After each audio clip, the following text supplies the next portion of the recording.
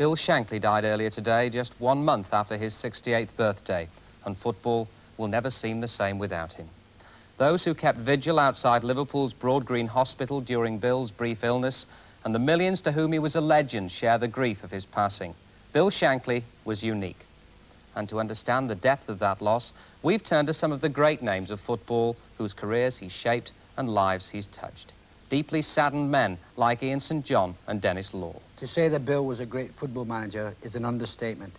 He could make average players believe they were great and good players believe they were world beaters. And that's why Liverpool became the best team in Europe.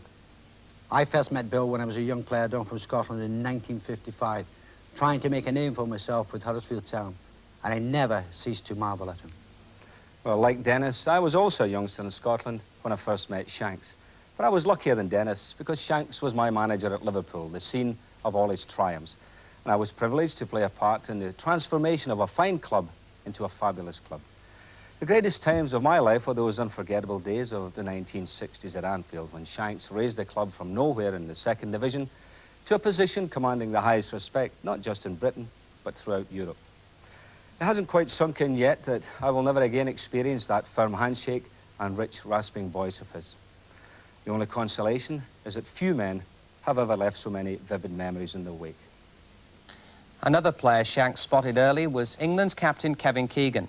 Bill brought Kevin to Liverpool from 4th Division Scunthorpe 10 years ago and made him into a star.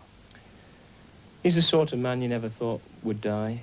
You just imagined the world to go on, and you honestly thought that he would be there when no one else was left. But I think in some ways it's a sort of way, if anything was to happen to him, it would have been terrible if he had to come and sit in a wheelchair and things like that after I'd had a stroke or something, because anyone who knows the man knows that he wanted to be involved with everything. He wanted to be out and about. I think he covered more games in the last 3 or 4 years than he did when he was managing. You know, he never ever lost his verve for the game, and I'm just pleased, again, for purely selfish reasons, that I saw him up at City when we played Man City 2 weeks ago. I was able to chat with him. That, you know, I'm lucky. Probably, apart from his close family, Ness and the daughters, I think I got as close as any footballer could, and I've got a million memories of him, which for me is a real bonus. Bill Shankly came to Liverpool in December 1959, and as always, his wit preceded him. When the chairman asked if he'd like to manage the best team in the country, Bill's response was typical. "Why is that?" he said. "Is Matt Busby packing up?" When he first arrived at Anfield, he found a ground which he described as an eyesore. There weren't even facilities for watering the pitch.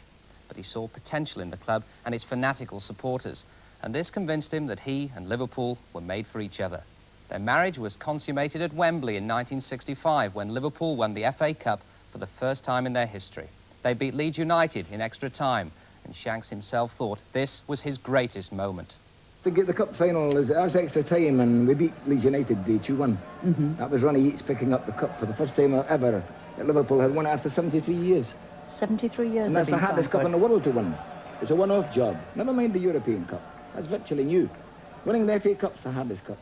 It took 73 years for, and I thought it was a terrible disgrace that would have suffered the taunts of people saying you haven't won the cup yet.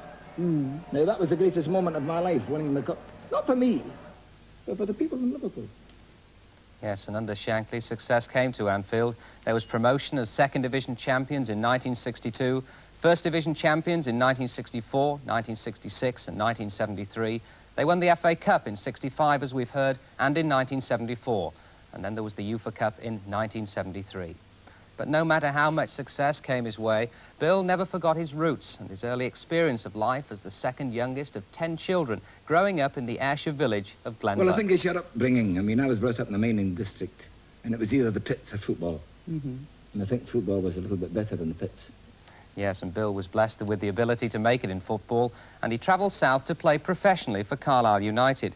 His reputation as a hard-tackling right half soon came to the attention of Preston North End. He won an FA Cup winners' medal with Preston in the 1938 final against Huddersfield. There he is on the left. And he always spoke with intense pride of his 5 appearances for Scotland. And there was no prouder moment for Shanks than the occasion when he met King George VI before that 1938 final. Shanks spent the war in the RAF, becoming an acting corporal, and when he returned to Preston, he was made club captain. In 1949, he went back to Carlisle to begin his career as a manager. He went on to Grimsby, Workington and Huddersfield, and never at any time did he consider himself an inferior manager to the giants of the period, Matt Busby and Stan Cullis. His distinguished apprenticeship as a manager enabled him to work with some rare talent like Dennis Law. Well, earlier this year, Bill appeared in a Granada programme with Sir Harold Wilson. He talked about Dennis then. Well, there was a famous player called Dennis Law. He was on Huddersfield books, Shelley, when I went there. His manager, he was only 15-year-old. That was Dennis Law. About 8.5 stone and very skinny. So what did you do with 8.5 stones worth of potential? Well, he was fantastic. The boy was a genius of a player, so I had to build him up physically. How did you do that? Well, we got him steak and eggs to eat, and extra food, and nearly put Huddersfield Town bankrupt. You know, the steak was kind of expensive.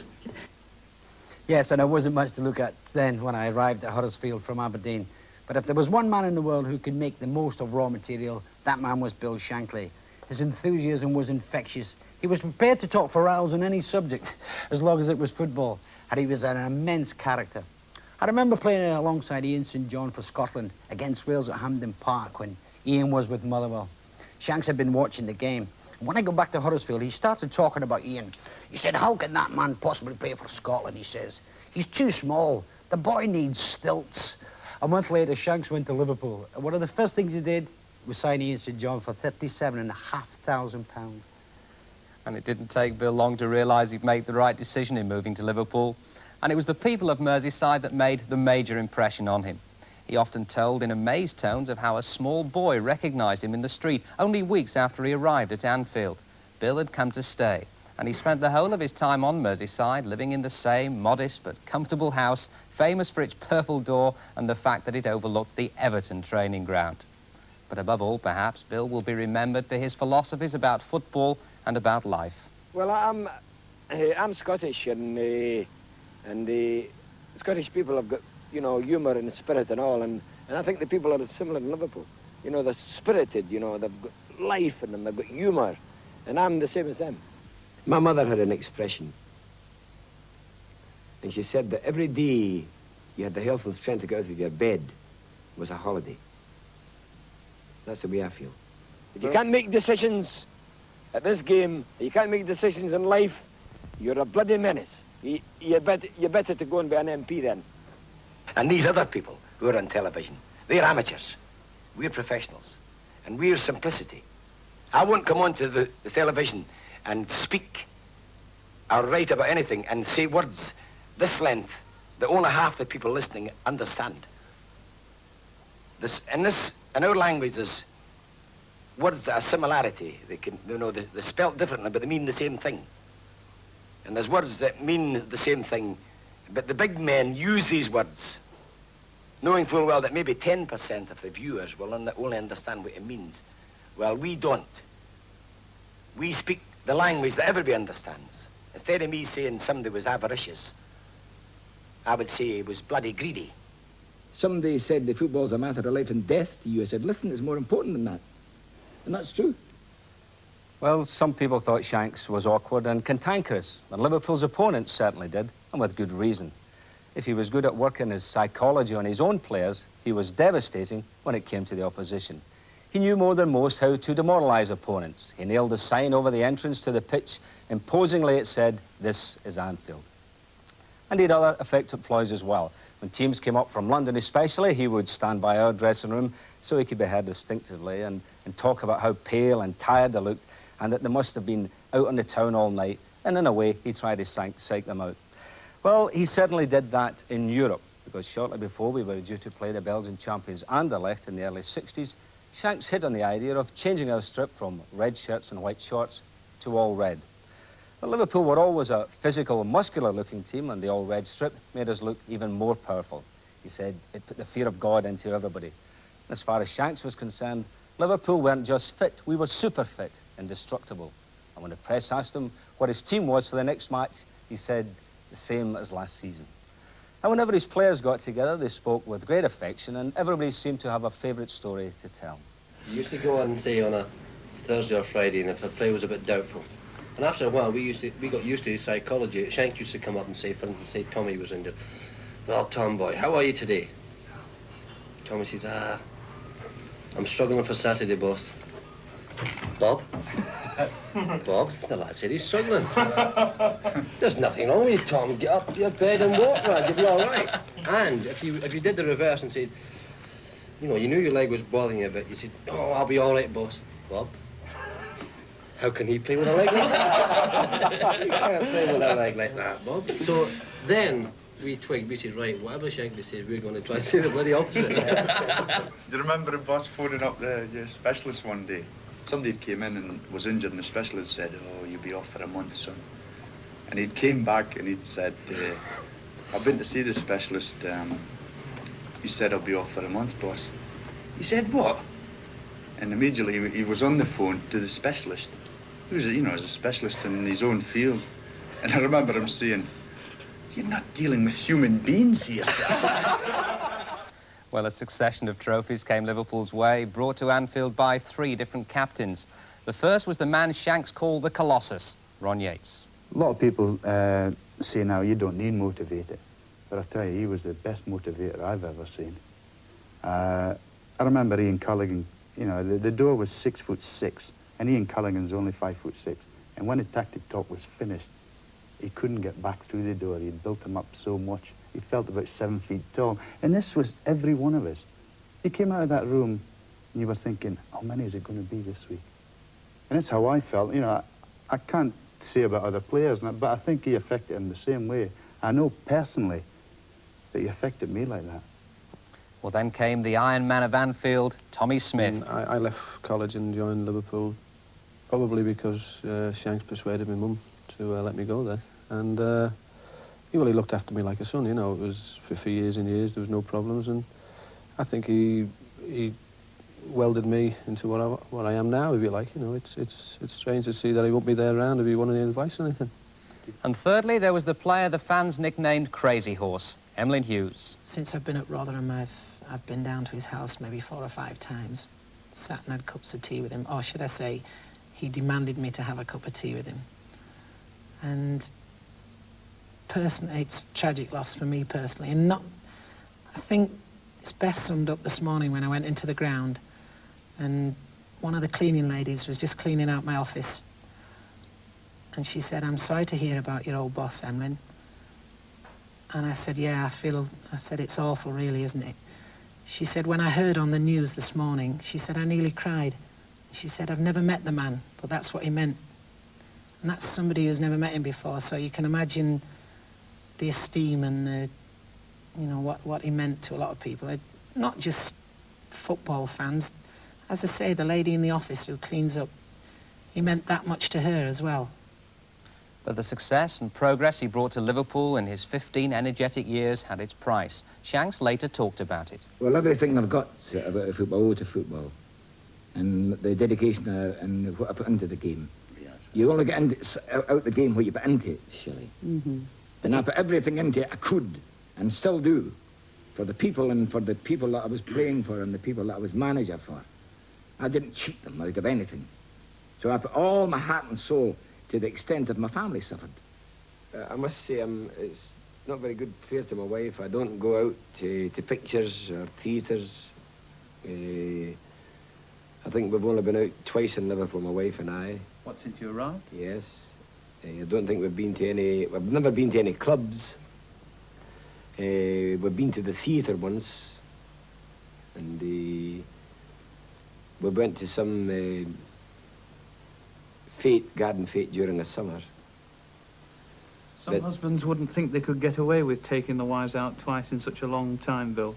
How do you do it? Twice in 14 years. Yeah, I think it must be a record. But my wife realises that. She's a sensible woman. And she knows that Liverpool's a city that's, we'll say, football crazy. Amazing. And of course, Shanks had a much wider family, the Liverpool supporters. He was the first football manager to have his name glorified on the terraces. He became the king of the Kop, a figure of far greater significance than the players. He was idolised because he was a man who never lost the common touch and always recognised that the game belonged to the fans. On one occasion of celebration at Anfield, when the team paraded yet another trophy round the ground, he saw a police inspector flick a Liverpool scarf disgustedly with his stick. "Don't you dare do that again," Shankly shouted at him. "That's somebody's life." Then, on the steps of Liverpool's St George's Hall, Shankly emphasised those feelings. Since I come here to Liverpool, or to Anfield, I've drummed it into our players time and again that they are privileged to play for you.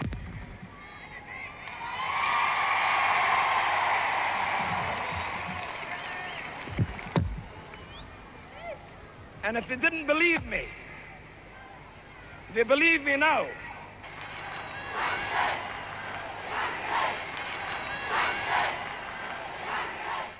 Respected throughout football, Bill's contribution to the game he loved was acknowledged. In December 1974, he went to Buckingham Palace with his wife Nessie to receive the OBE. This presentation followed the most shattering pre-season news Liverpool fans had ever heard, when it was announced that Bill Shankly, their hero, was to retire. I wish to make the following statement. It is with great regret that I, as chairman of Liverpool Football Club, have to inform you that Mr. Shankly has intimated that he wishes to retire from active participation in league football, and the board has, with extreme reluctance, accepted his decision. I would like at this stage to place on record the board's great appreciation of Mr. Shankly's magnificent achievements over the period of his managership. Meanwhile, Mr. Shankly has agreed to give every assistance to the club for as long as necessary.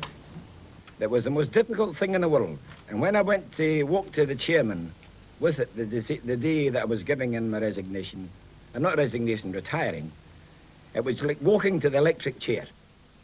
But the Shankly spirit never left Anfield, and he felt he owed the Kop a personal farewell. Early the following season, he kept his promise and stood among them to watch a game. He described his visit as an amazing experience. The fans were knowledgeable and humorous, he said. "I felt one of them."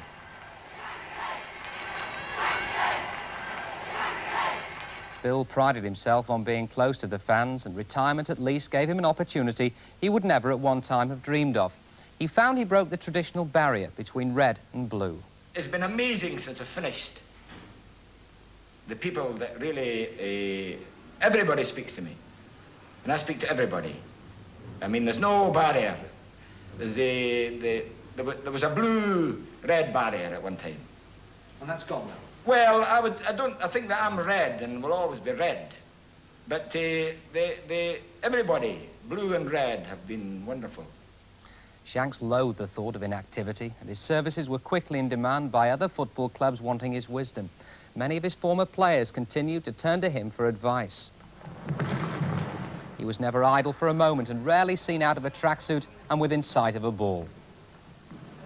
His voice, so distinctive, continued to be heard, and among his many ventures was a chat show on Merseyside's Radio City. I think we'd almost taken it for granted that Bill would always be around at matches or at celebrity functions. Then, last weekend, he was taken ill and rushed to hospital. The medical reports over the weekend were optimistic, and knowing Shanks as we did, we all felt confident that he'd recover. But yesterday afternoon, his condition deteriorated, and at 1:20 this morning, he died. Today, the nation paid its tribute. Tom Finney, the player Bill considered the best forward of them all. I came into the side during the war years in wartime football, and I was a member of the side that won the wartime cup and league, and Bill, of course, was playing behind me at right half. And let me say that Bill played as he managed, you know, absolutely full of enthusiasm, and he was tremendous inspiration to me. The friend who recommended Bill to Liverpool and became one of his most notable rivals, Sir Matt Busby. We're very, very good friends, very close friends, and over many years. I was, and later on, when he became manager, he was a keen competitor, as we've heard before, and I had problems with him because he was always fighting every inch of the way, and we arrived at a situation where Bill Shankly was a danger to us. And from there, we obviously had a conflict at times, but he laid the foundation there. He laid a foundation at Liverpool, winning cups and leagues and that type of thing, which made the club great. It was great for the game, great for football, and the manner which he was, because he was quite a character, a strong character. And from across the park at Everton, the man who provided the fiercest competition, Harry Catterick. I remember meeting him one day shortly after he'd signed Ron Yates, and he stopped me outside Belfield and he said, "Have you seen the boy I've signed?" "No," I said, "I haven't." I said, "He's a Dundee boy, I believe." He said, "Yes." "My God," he said, "I could play Arthur Askey in goal if he's centre-half." Which was his way of, you know, just putting a point over. We'd got a huge centre-half. Great guy. I shall miss him. I shall miss seeing him around these games as I move around in the season watching matches. We had many long chats, as I've said. And he was very, very dear to many people on Merseyside. And I like to feel that the many years I spent on Merseyside, both as manager and player, I've never known a character more loved than he has been. Next, the man who probably knew him best of all, the man he chose as his assistant and who later became his successor as manager, Bob Paisley. To follow him is going to be the most difficult job that any man could get. But I accepted it in the sense that he did. I was enthusiastic. I've worked for the club and I would only do my best. But to be truthful, I thought I would only provide the buffer for the next man. And if I could do that, because, I mean, everywhere, the whole place reeks of the Shankly enthusiasm. It still does that, and the people do. And when I went into his office and that, and opened the drawers, this enthusiasm, this type of thing hit you, and you know, I was in tricky waters, and we got off to a good start and that, but it was always in the back of your mind that you were trying to follow a legend, and there was no way that I mean, and people told you, well, you're not a Shankly and that, but you know that. But I mean, he was unique. Yes, Anfield and the city of Liverpool are in the deepest mourning. Club chairman John Smith. In our city, he is an institution.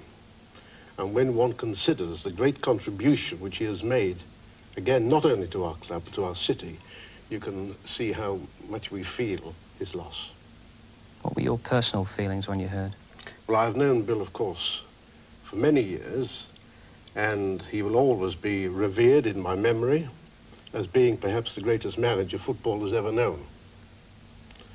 His contribution from the day he came in 1959 right up to the time of his retirement has been colossal.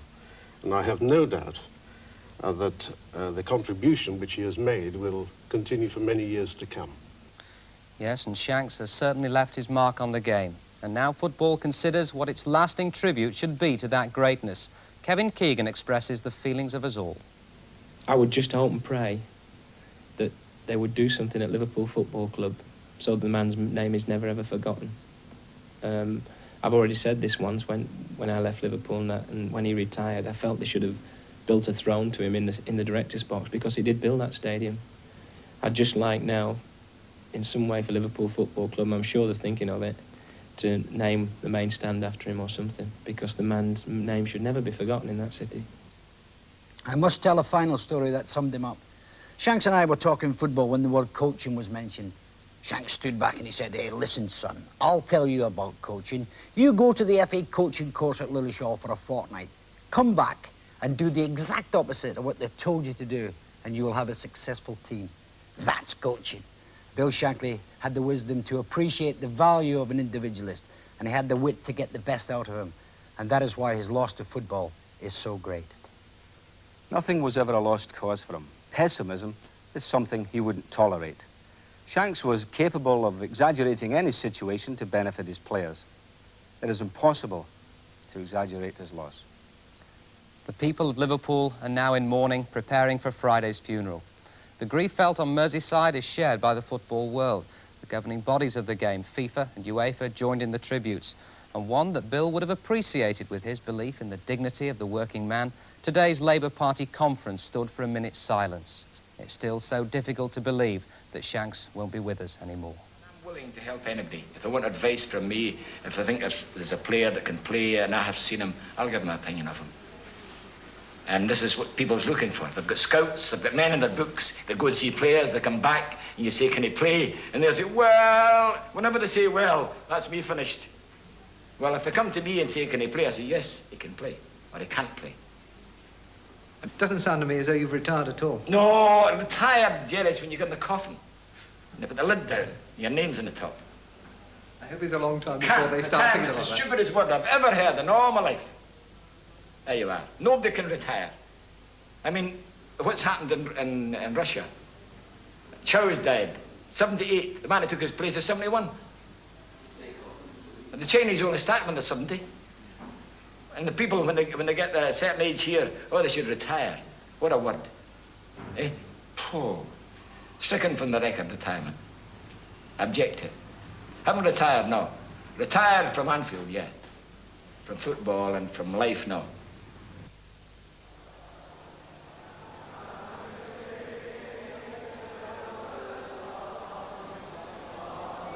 I mean, I'll be buried in spirit there, even though my body doesn't go there, because Anfield was the greatest thing that happened to me.